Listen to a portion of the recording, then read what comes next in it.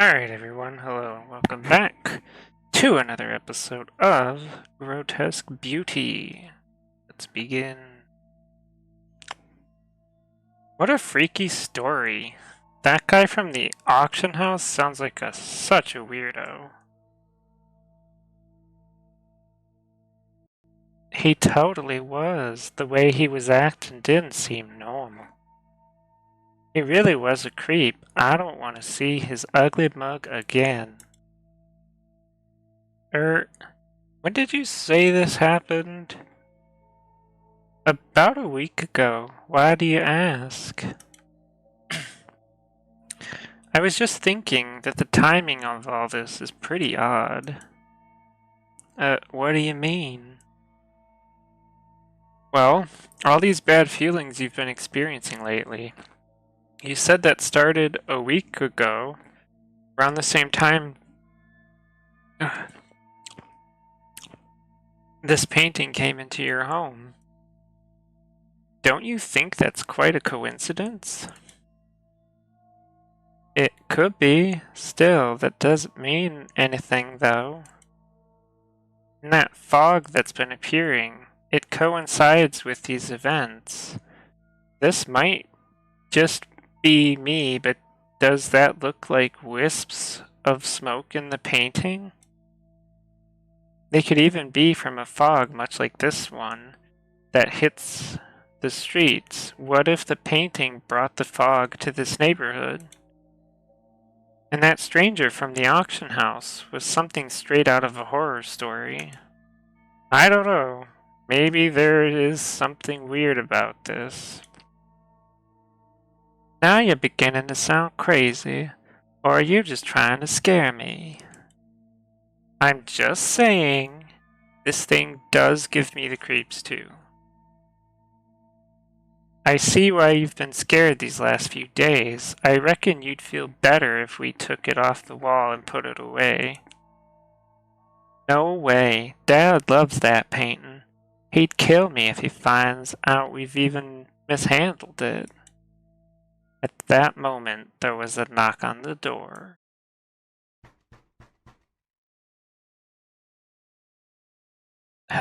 Who is that? Were you expecting someone? No, I only invited you here. Should we see who it is? Hello? Who is it? Hello, is the somebody there? No one is answering. Now what? Should we open the door and see if anyone is nearby?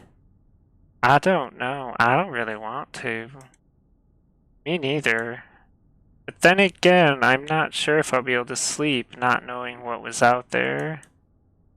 I think I can hear someone still there.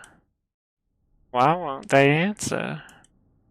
Hey, what do you want? Still nothing. We could latch the door chain and take a look. What do you think? I don't know. I'm conflicted. What do you think we should do? Let's play it safe. We should leave the door closed. No way am I gonna answer the door to a spooky stranger in the middle of the night. Thank God, for a moment I thought you might answer it. But I do wonder who it could have been and why they showed up at my door. The mysteries just keep piling up.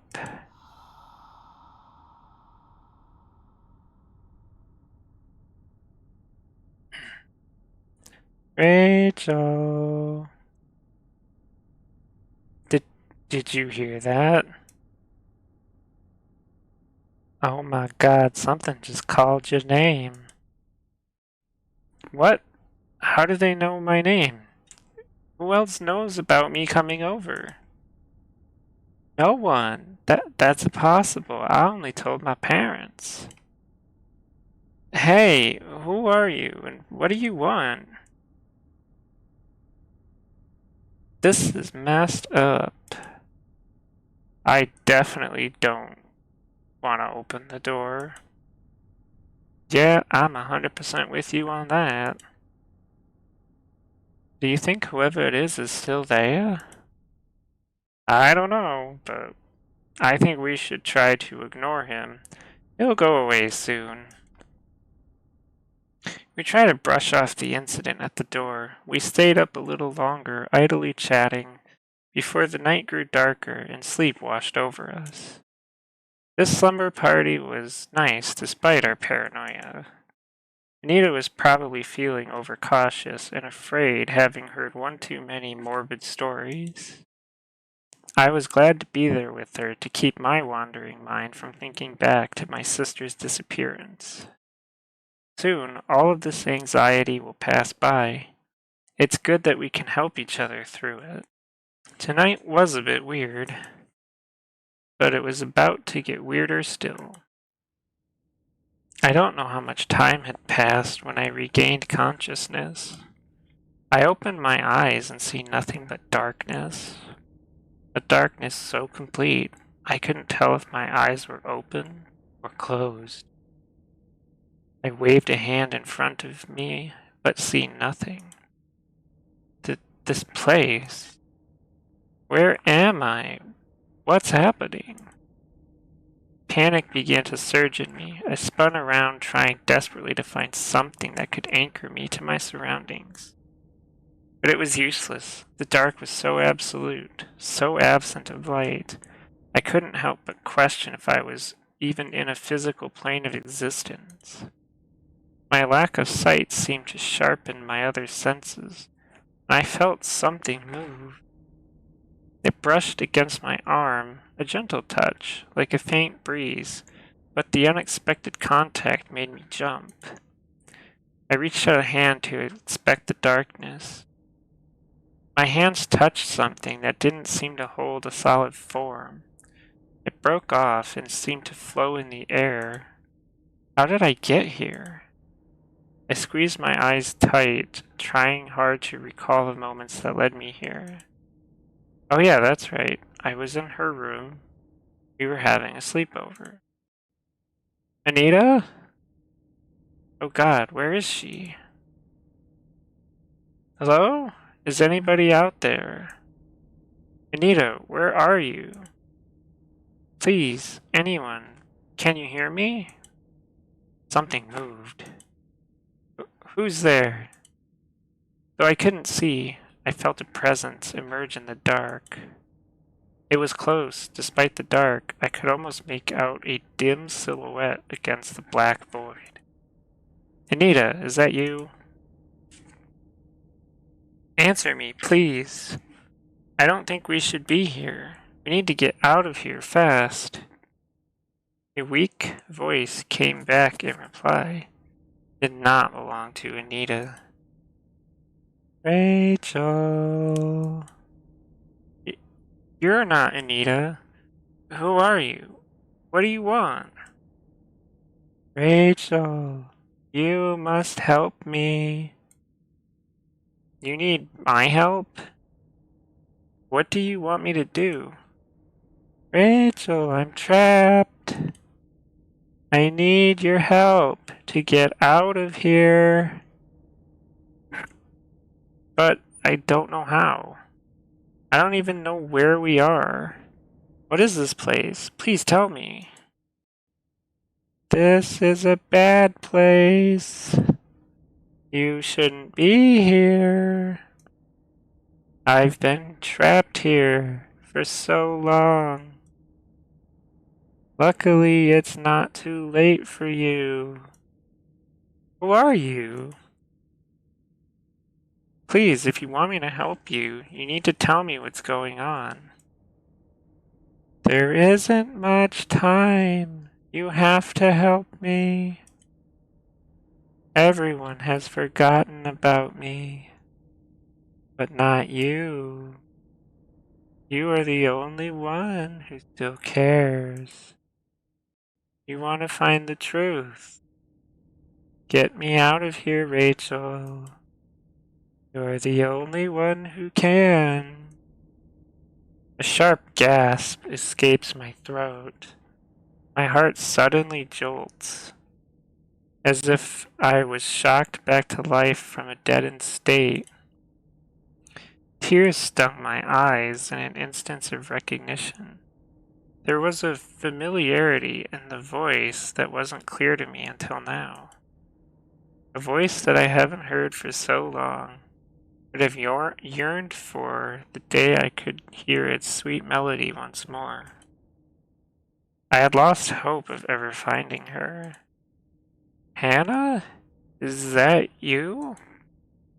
Do you recognize me, big sis? Voice crack. Hannah! Oh God, I never thought. Where have you been all this time? I've been so worried, Hannah. Please tell me where you are. We don't have long. Rachel, you are in danger. What? You are not safe. You must not trust her. I don't understand. What do you mean, Hannah? What are you trying to say? Rachel, I'm fading away. No, wait, don't go. Help me, Rachel. Can you help me? Don't worry, Hannah. I'll help you no matter what. I will save you, even if it's the last thing I'll do. You promise? I promise. Don't go. Not again. I can't lose you again. Hannah!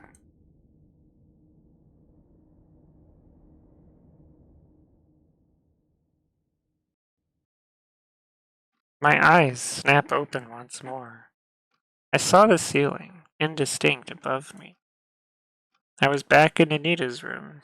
I stared straight at the ceiling, where the street lights outside the window cast a dim glow. I lay there unmoving for a moment. The sound of my heart pounding was the only sound I heard. Wiping the beads of sweat that trickled from my brow, I noticed my hands were still trembling. I pressed them tight to my chest to steady them, and my breathing began to relax. I am safe. It was just a dream. As I calmed down, I remembered something urgent. Anita! My eyes scanned the room frantically, adjusting to the darkness. I soon made out her sleeping figure on the bedroom floor, soundly asleep. I breathed out a sigh of relief. Thank God she's safe. The memory of the wispy black room was fresh in my mind.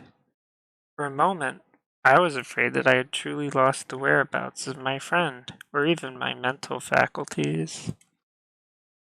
The experience felt so vivid, unlike any dreams I've ever had before. Most times my dreams are uninteresting. I'm sure I'm not creative enough to conjure up something like this. It couldn't have been a mere dream, could it? And Hannah, she was there. Am I this upset over her disappearance that I'd still dream of her? After all this time that she's been absent, I never had an encounter with her quite as powerful as this. Can she still be out there somewhere? What if she's close by? Is that why all these strange things have been happening? Not ready to fall back to sleep, I lay in silence listening to the ambience of the room.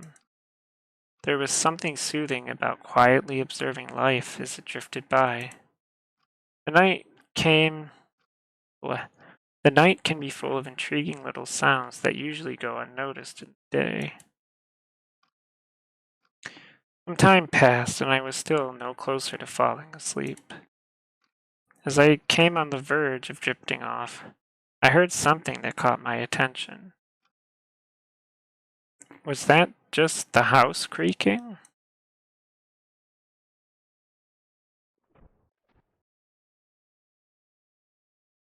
There it was again.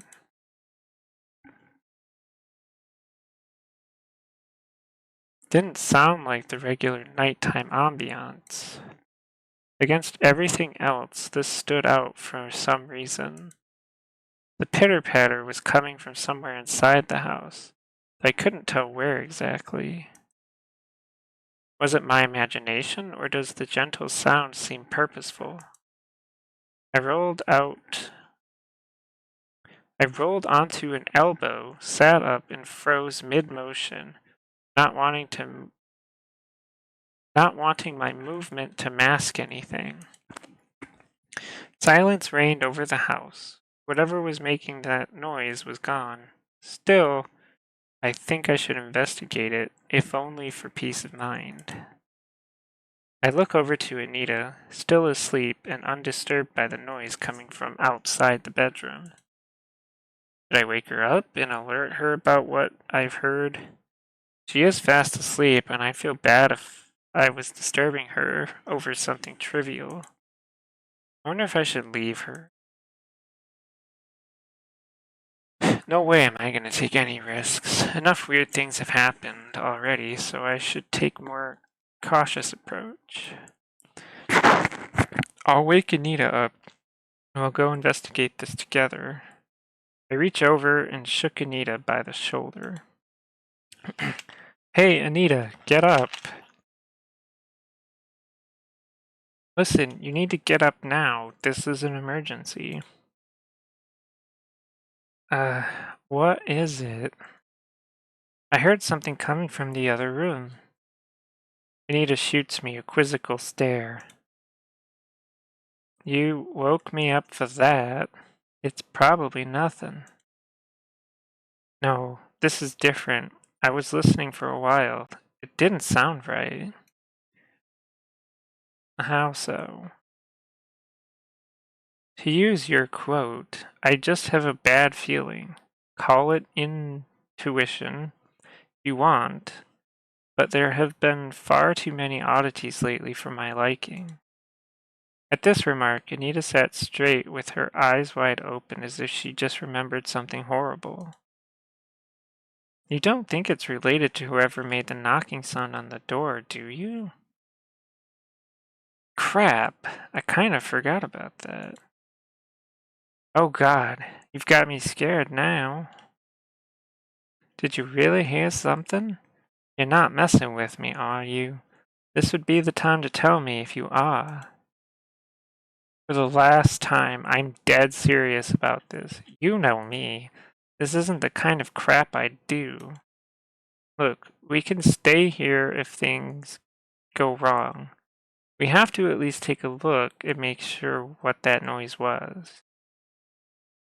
But what if something is wrong? Maybe we should just hide in here. That's not an option. If we can't stay in here, oh my God, we can't stay in here if there's something out there. That's why we need to check it out. Come on, we'll do it together. Just stay close to me. All right, lead the way. I opened the bedroom door ever so slightly, enough to poke a head out into the hallway. Standing still like a statue, I listened intently for any evidence of the sound returning.